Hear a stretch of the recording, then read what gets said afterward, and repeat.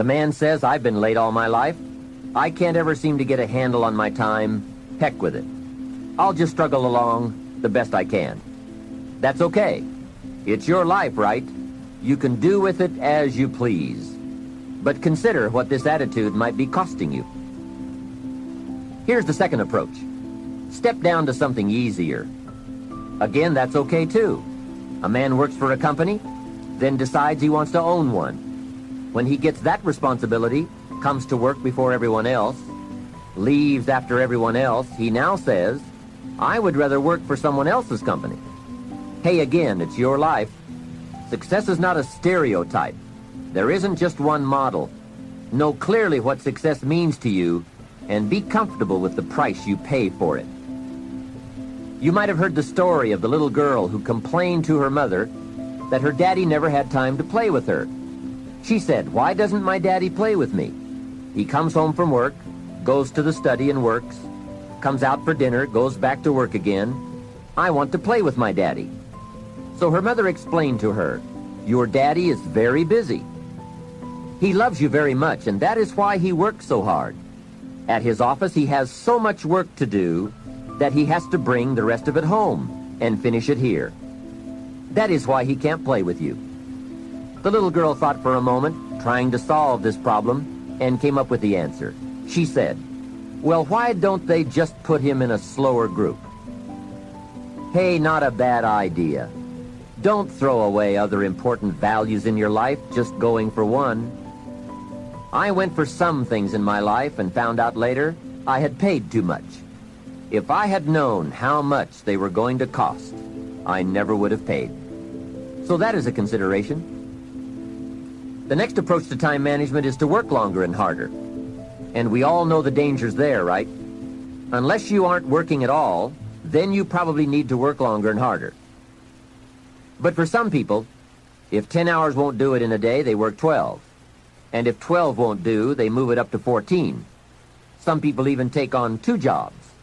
And there are some very real dangers here, not least of which is health problems that result from not being able to handle the stress.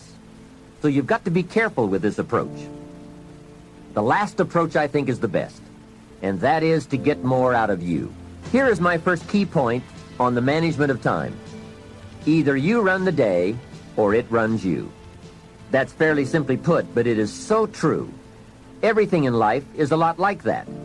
Emotions are a good example. Either you master them, or they will master you. Something is always going to master, and something is always going to serve, whether it's your emotions, your enterprise, or your project. Difficulty will serve or master. Fear, anxiety, inclinations, they all serve or master. We must learn to send our inclinations to school, to teach them how to behave, how best to serve, and to learn their true value. So that is key 1. Get in charge. You be the master. It pays to take a look often and examine all the parts of your life and all the things that you are involved in and all the things that are affecting you so that you can get an intelligent answer to the question, who's in charge here? We're wired differently. We have to set a goal that if we hit that goal, we're guaranteed to make sure all that other stuff in the middle is going to happen. Why 3 o'clock in the morning? Why don't you sleep? My appetite. I say, E.T., I want more. I can do more. If I accomplish this without a father, if I accomplish this with my mom being a teenage mom, if I accomplish this as a high school dropout. 1 and 6 doesn't define who you are. What defines who you are is what you do when you 1 and 6. What the man you will fight for. Just everything you got today. Not because of the school board, but because when this game ends, you'll have a brother to call for life, knowing you gave everything you had. That's why you play as a Raven. That's why you fight as a Raven. That's why no matter what nobody on the outside says, fight your fight. I guarantee you, whatever it is you want to do in life, you'll be able to do. You will be able to accomplish whatever you want to academically, financially, relationally, whatever. And then once you find out what you want, spend the rest of your natural life waking up and going after it. Grant rant of the day, the one you need to live with, wake up to every day, is that right there. Okay? Beat the sun up, folks. You got to beat the sun up. If you can't beat up the roll up of the sun up, you're going to get beat up in life. The truth is, you gotta find something within. You gotta find something within, and that's gotta push you, and that's gotta elevate you, and that's gotta drive you, and that's gotta move you. And when you find out what your why is, and your why gotta be deeper than you, when you find your why, you find a way to make it happen. You have to be willing to break from the past to have the future you so desperately desire. You have to have the courage to allow yourself to honor the past as it was, to forgive those who need to be forgiven, to forgive yourself, and to acknowledge that everything led you to this point now. Everything. So you've talked about the little voice that people have, the need to create quiet space to hear that. Combine that with the notion of the culture sort of chipping away at people, and whether it's based on race and oppression, or whether it's just the school system teaching you to be a good cog in the machine, or whatever other things people have to fight against. How can people that are listening to this now, especially if they're an adult that's got all those labels put on them, that's had their creativity squished, what process do they do to hear the voice? What sort of communion can they do to create that imagination that's going to allow them to get out of that and move towards something new?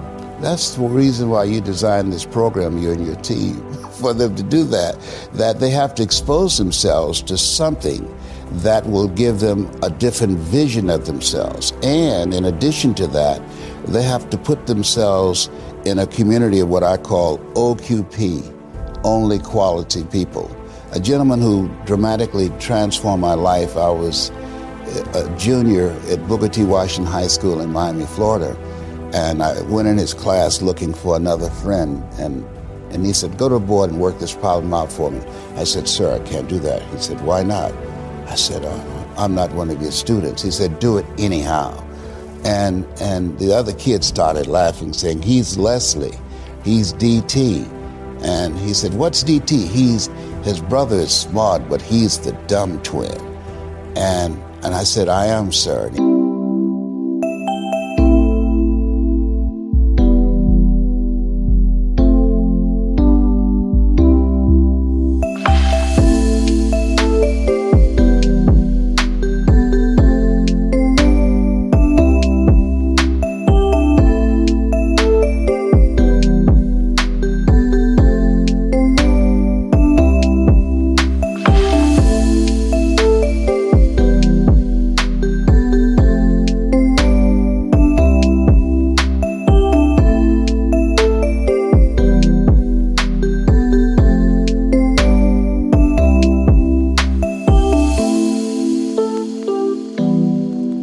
From behind his desk, and he pointed at me and said, don't you ever say that again. Someone's opinion of you does not have to become your reality.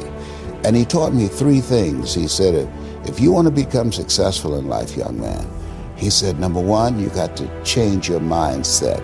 He said, you don't get in life what you want, you get in life what you are. Number two, practice OQP, only quality people.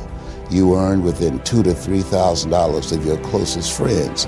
I found that out. I left all my broke friends. I said, y'all gotta go. Because I used to be so broke, I'd pass the bank and trip the alarm, And the third thing he said, develop your communication skills, because once you open your mouth, you tell the world who you are. He said, those are three major things that you want to work on that will liberate you from living in Liberty City, living in poverty in Overtown. It will help to escape out of where you are right now, because I see you watching me, and I know you want more. I can see the hunger in your eyes. That's why my book is about to come out called You Gotta Be Hungry. I love that notion. I love that title. So how do people get hungry? You get hungry by finding something that's you. I believe that all of us are born unique, but most of us die copies. You got to find out what is it that turns you on, what resonates with you. One of the things that I realized and what allowed me to become successful as a speaker, the speaking industry has been hijacked by people who speak to sell, and it's okay to do that and make money. I speak to change lives because somebody spoke and changed my life. So this is my passion. This is my drive. This is something that I feel in my heart. And so the key to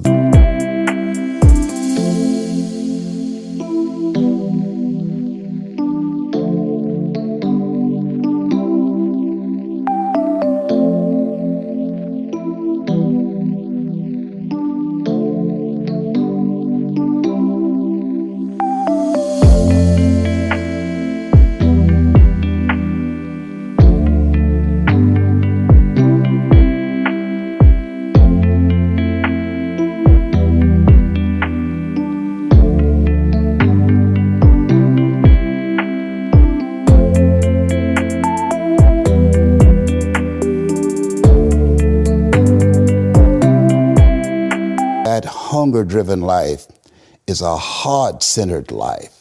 I didn't do what I'm doing for years because of my programming, because of the culture in which I was raised in. I would see other people with degrees and PhDs and MBAs and credentials I don't have, and I convinced myself I couldn't do it. But Mr. Washington, on that day, we became friends, and he taught me not only someone's opinion of you does not have to determine your reality.